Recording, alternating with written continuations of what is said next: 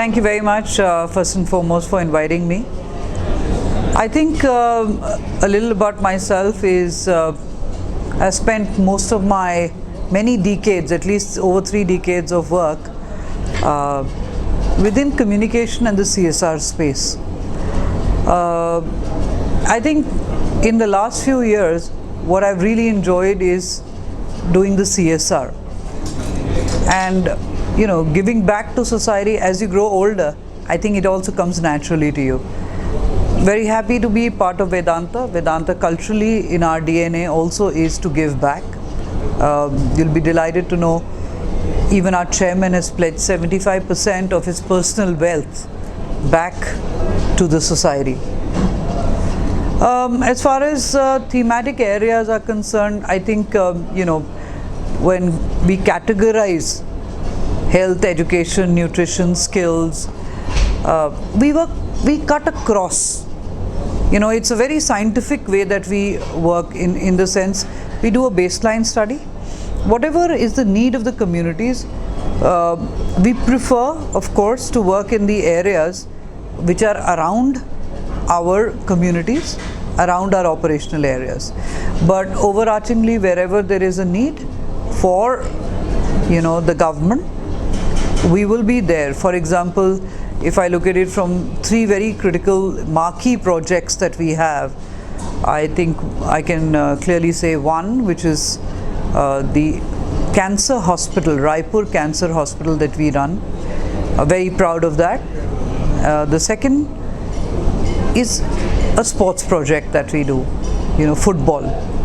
And football, we run 2 very large academies, one in Goa, one in Hindustan Zinc, which is Udaipur.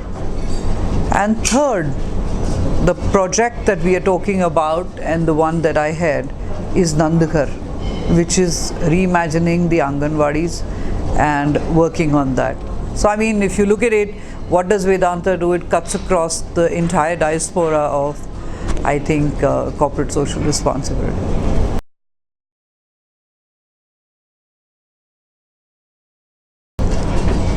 So I think, I can speak personally on this, and really the point is we may be the only country where it is mandated, right? Is it required? Is it not required? Well, it's a very large debate. But if you look at it from the point of view is 5 years, for us it's not really made because we are in any case going beyond the 2%. Right? It's like I said initially, it's part of our DNA, so it really doesn't affect the way we work.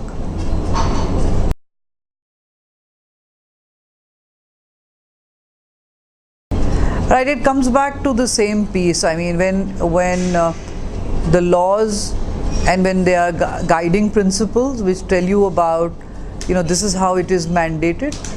So the good part is that CSR is not now an also ran or good to do in companies, right? Today, you have to have a CSR committee in the board.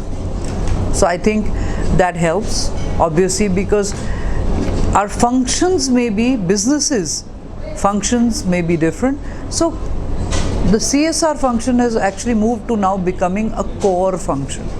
So that's the paradigm shift that I see.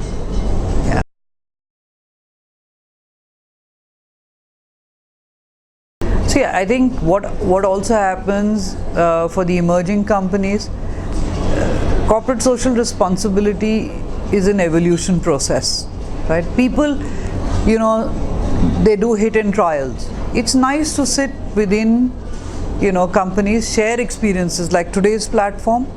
You're meeting so many people. You share knowledge, you understand from their experiences. So my only piece to them is that do it scientifically. Do it when there is a need, whatever is the need, don't try and force fit, right? But the good part is that, everyone is coming into that sphere or space of giving back, which is fantastic.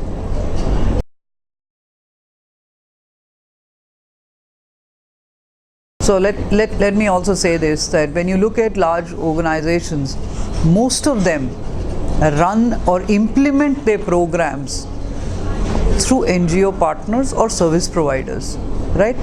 So it is a very important partnership. Their success is our success.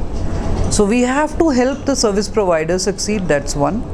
And then I think the other critical part of this is that whatever you strategize in the boardroom, when it goes on ground, practically, there are vast differences.